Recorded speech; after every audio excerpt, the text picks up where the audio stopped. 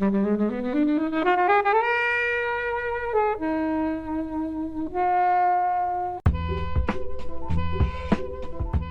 a horror movie that isn't for everyone. It's a movie that's going to make you really kind of think, I think, about some of, the ugly face of Britain as well. But it's a movie that I strongly think more people need to see. So I would recommend this often. At its heart, it is a ghost story, right? Really. But it's got so much to say about everything else too. I think that's kind of one of the things His House does very, very well. You need to be in the right place and the right frame of mind, I think, to watch it. But it's definitely one of the most effective horror films I've seen in quite some time.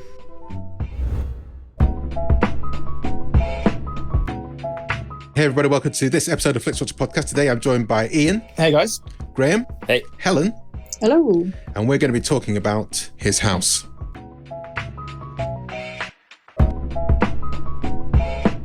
Thank you, as always, to the mighty people for the mighty, mighty tunes. And thanks to Ben from Rockwood Audio for his awesome editing skills. Please do remember to write a review and rate us on Apple Podcasts and anywhere you can do where you listen to the podcast, because it really does help us. And you can join in the conversation with us on Twitter at FlixWatcherPod and on Instagram at Flixwatcher.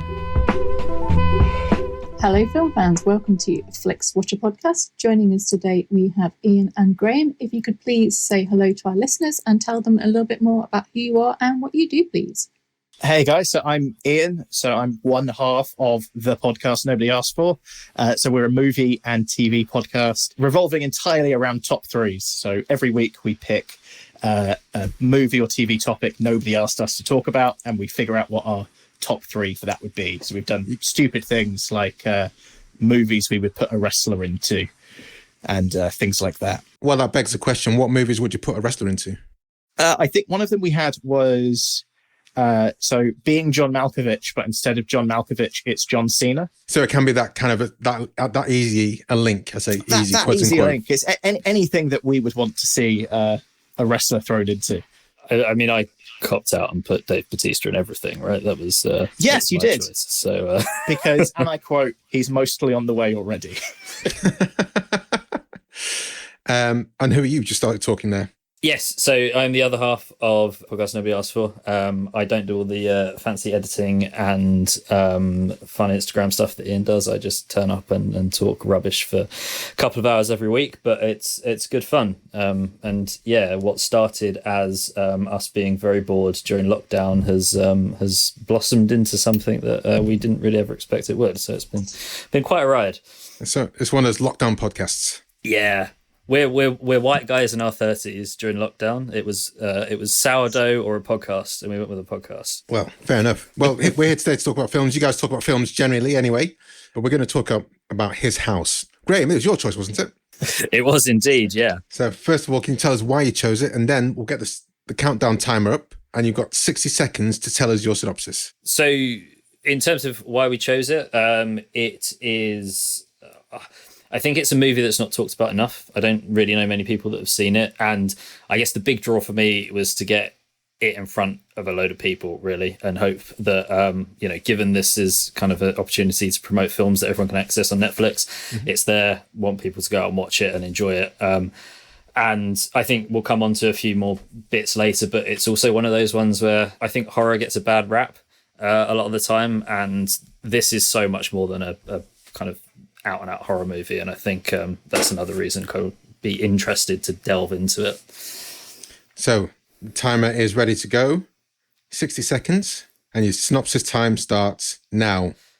So His House, it follows two South Sudanese refugees, Rial and Bol, who have made their way to the UK via a very dangerous crossing of the channel. They lose a lot of people on their boat, including their daughter, and it kind of follows them once they reach the UK. So they put up in a council house and a council estate. I mean, it's in a awful state of affairs.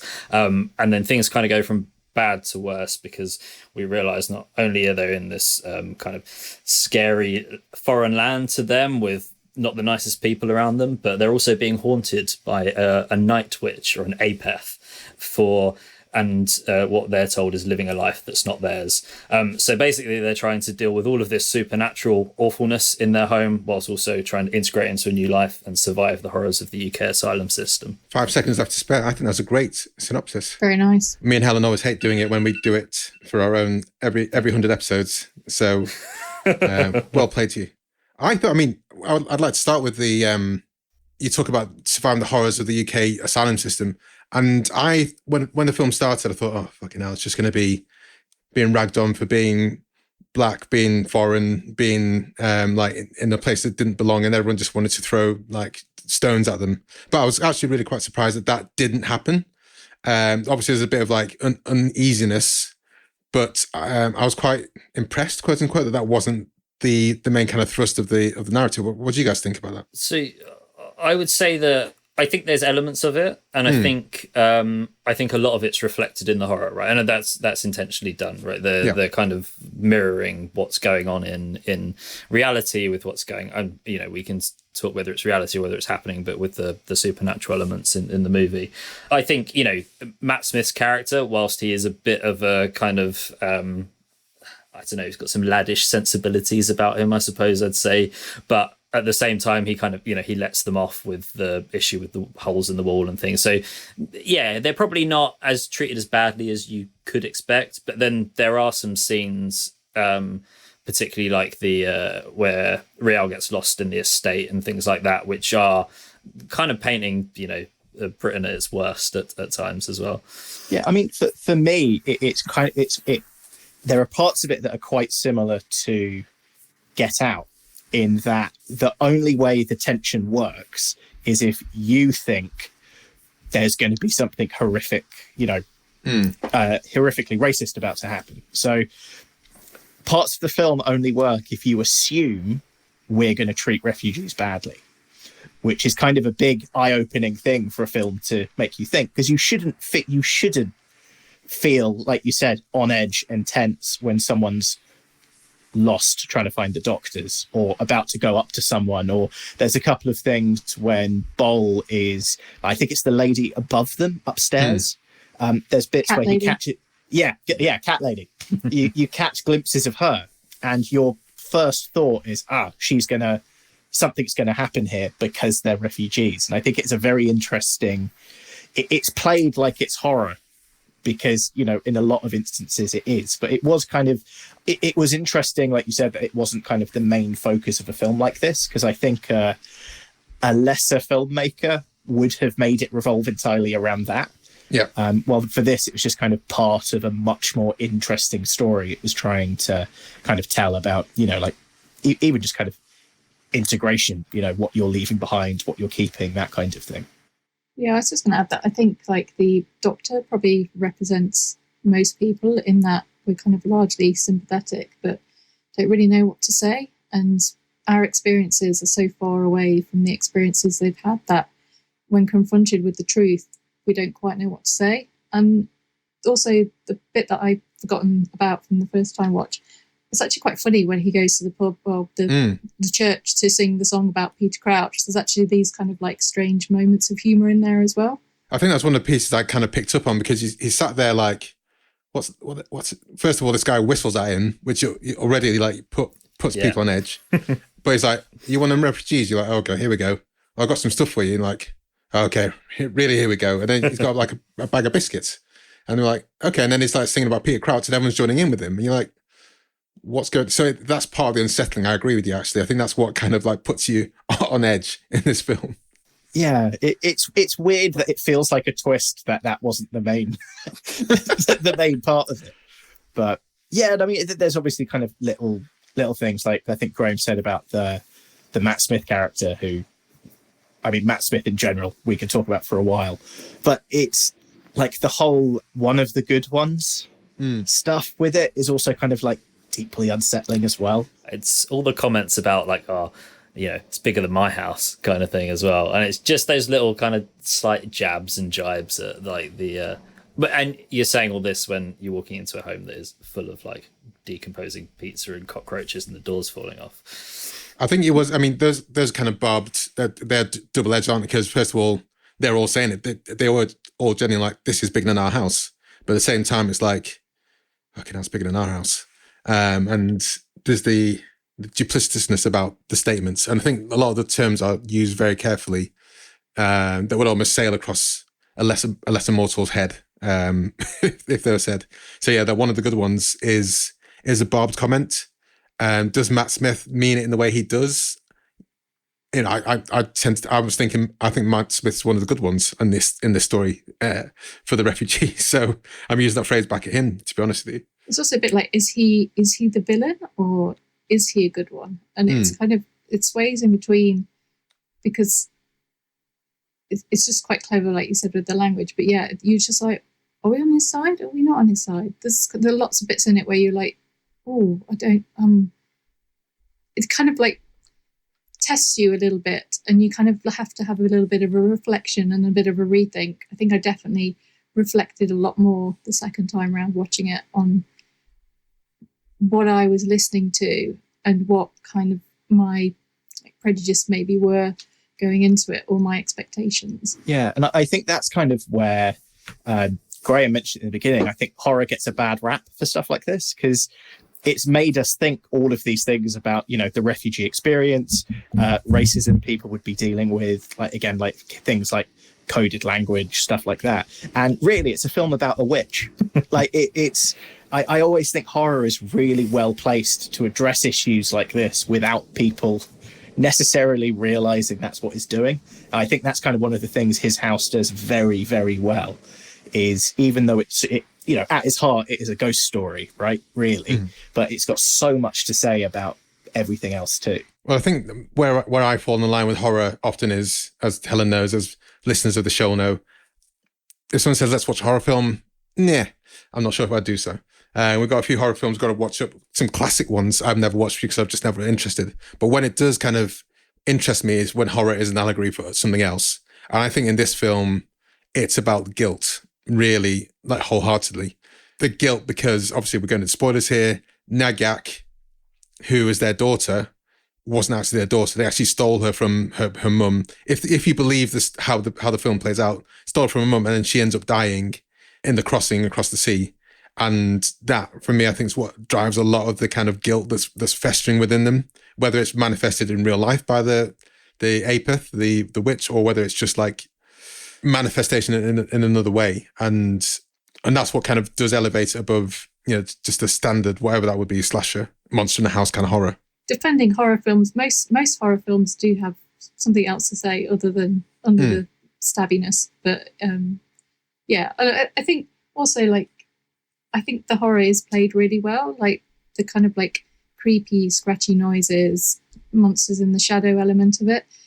It's kind of old school, but I think it works really, really well in this context. There's a couple of kind of, like the bit where he's kind of pulling the cable and it turns into the seaweed rope is really, really like lovely. I think for a horror film, it looks really kind of like beautiful and dark as well. I think that's just with there's so many bits in it that feel quite unnerving and uncomfortable, even though they're not that scary. So like there's he's standing in just before that scene when the wallpaper falls down and you can't get the light to switch on and things like that. And it's just, again, it's really slow burning. It's quite atmospheric. There's a good use of the sort of the scoring and the music in the film, but also I think light plays a big role in it as well. There are elements of it. I when I watched it in the day, and there are elements of the film that are genuinely quite hard to see because of how, you know, if you've got a window in the room you're watching it in, it's quite hard to make everything out because it is that dark at points. But they use it to such interesting effects to kind of build that tension. Yeah, I don't know about you guys, like, or the people who've rewatched it anyway, because you kind of knew what the reveals would be in each scene, I spotted so much, like, just in terms of like people's faces, like the scene where he's I think it is the light one you were talking about. So after he's like smashed up the wall, I noticed so many more people in that scene the second time. Well, the first time I watched it, you just kind of see the main I think supposed to be their inverted commas, daughter's character wearing the mask, but every hole has got a face in, and I didn't notice that the first time. And there's a couple of moments where, like you said, it so effectively uses kind of darkness and things like that. You're not even necessarily catching everything that's there.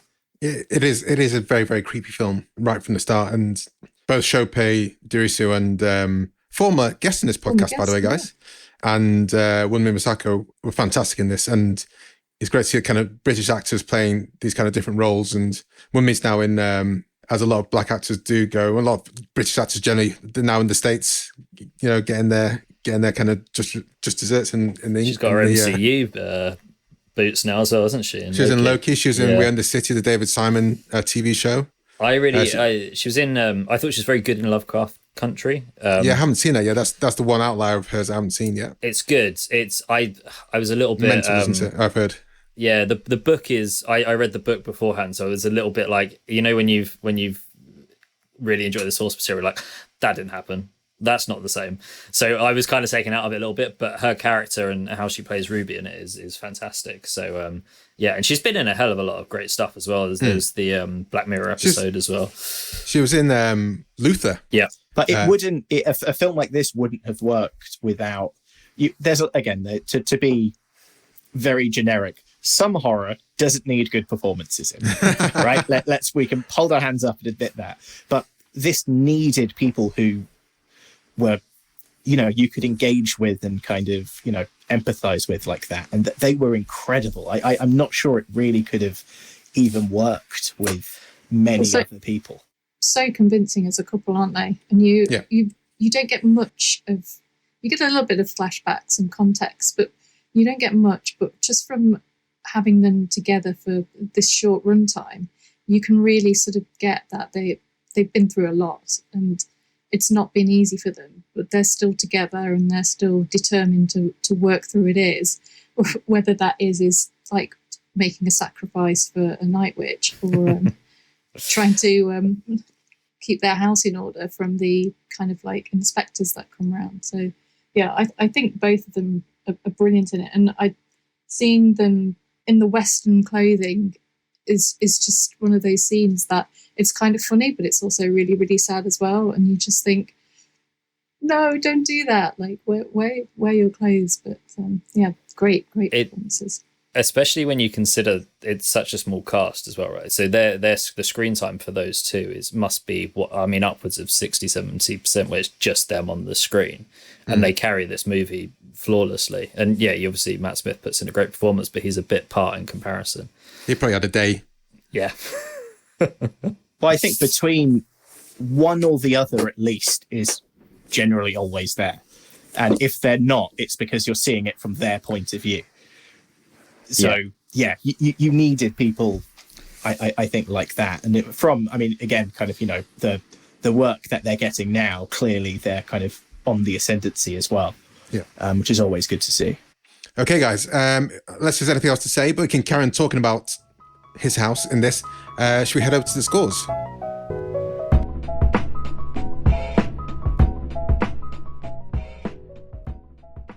Hello, I'm Hannah Flint from the First Film Club, a film podcast series dedicated to established and emerging talent, both in front of and behind the camera, and the feature debuts that launched their careers.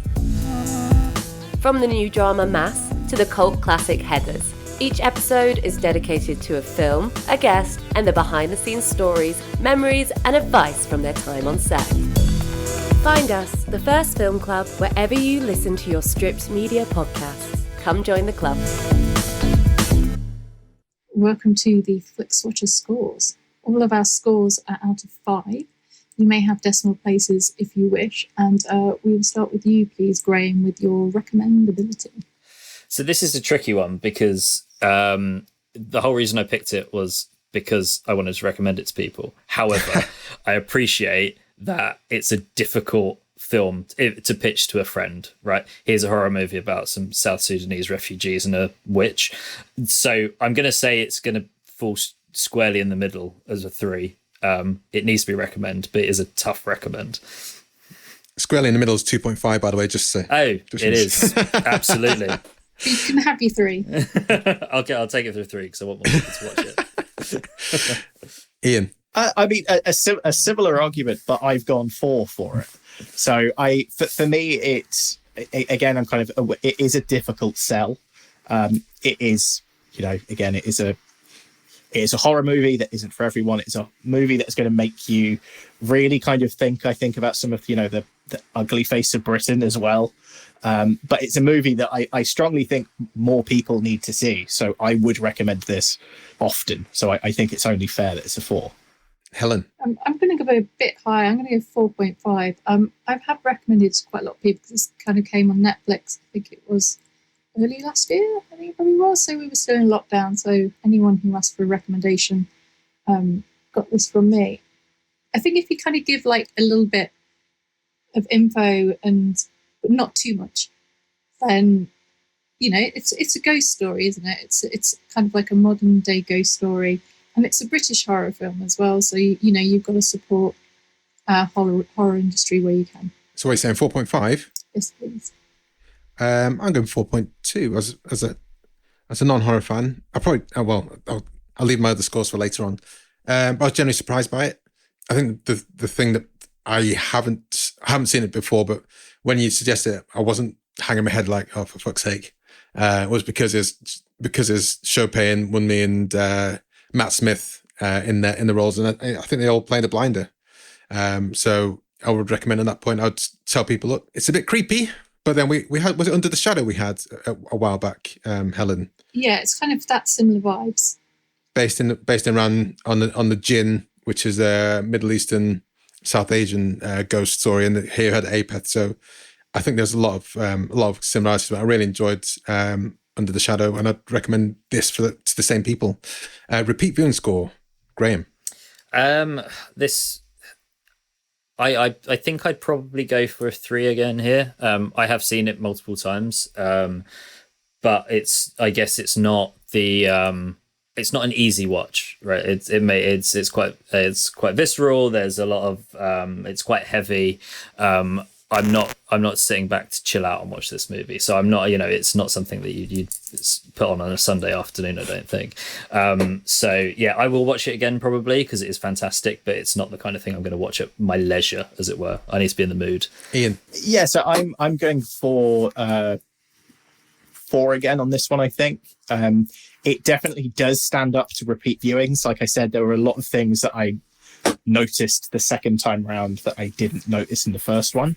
But again, it's so heavy going in places that it's not something that, it's not a once a month kind of film, is it? It takes, you need to be in the right place and the right frame of mind, I think, to watch it. But it's definitely one of the most effective horror films I've seen in quite some time. So what was your score, sorry? So 4. 4.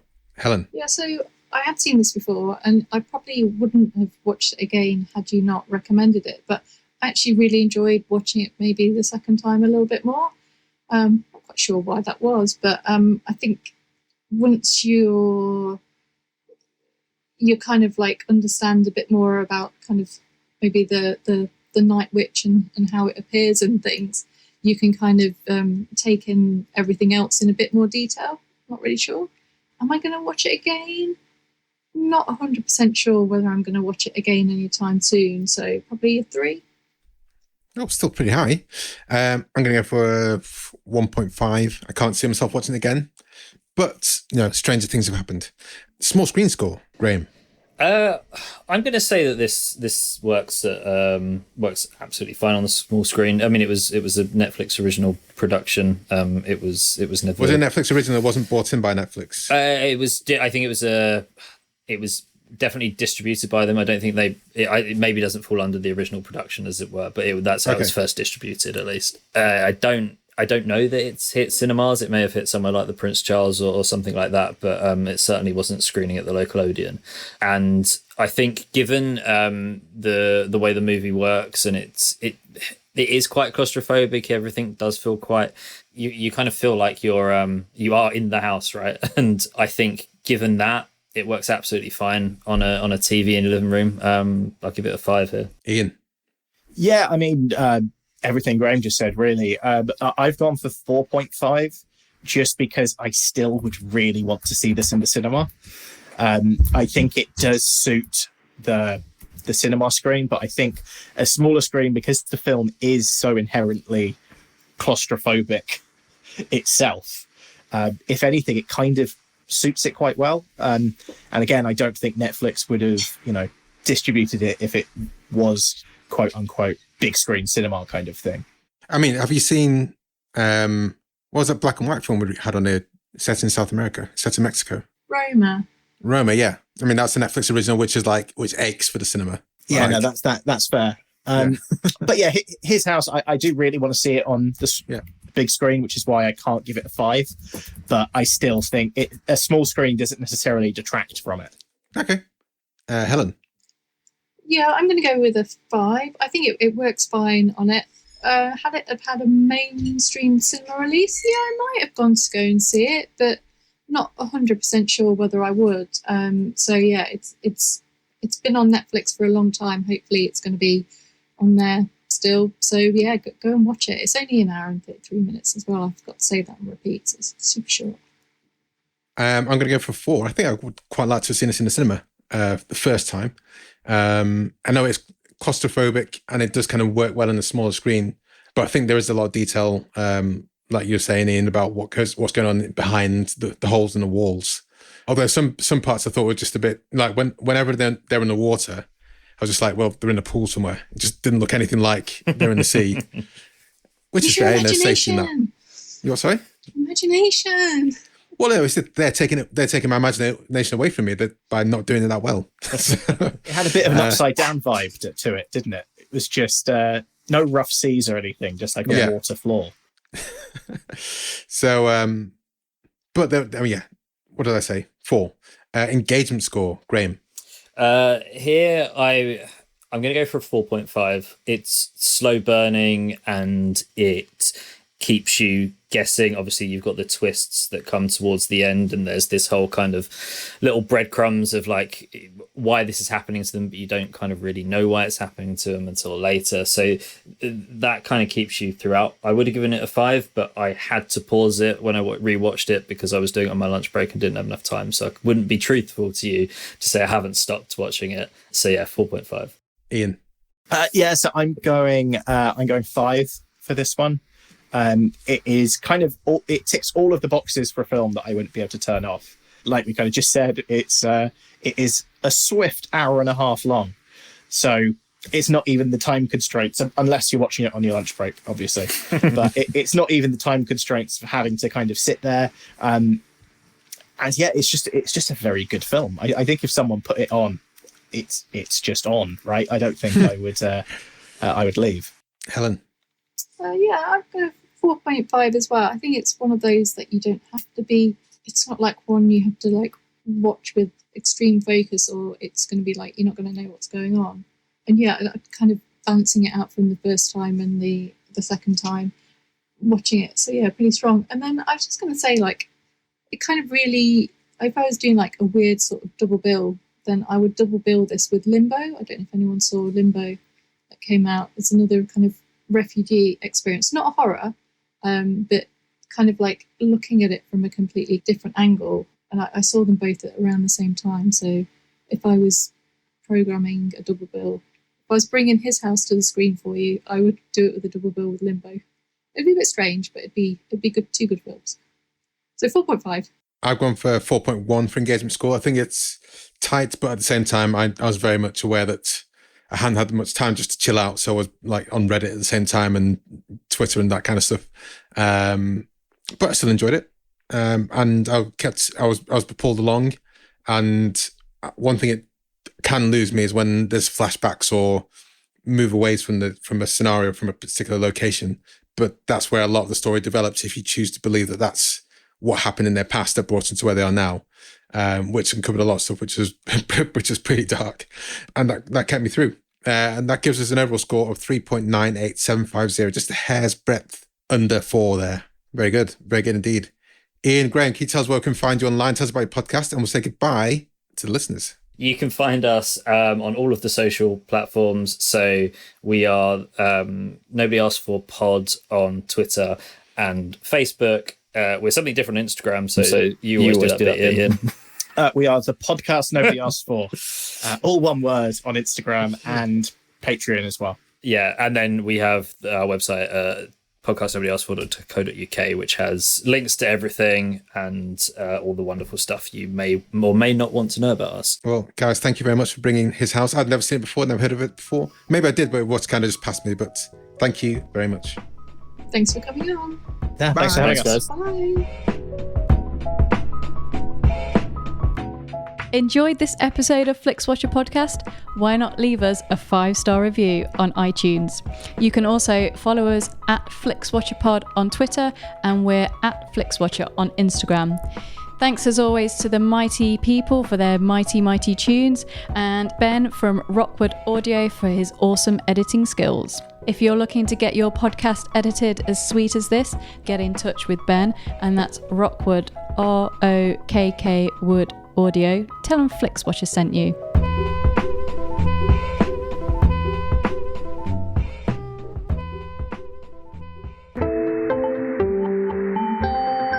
You just heard a Stripped Media production.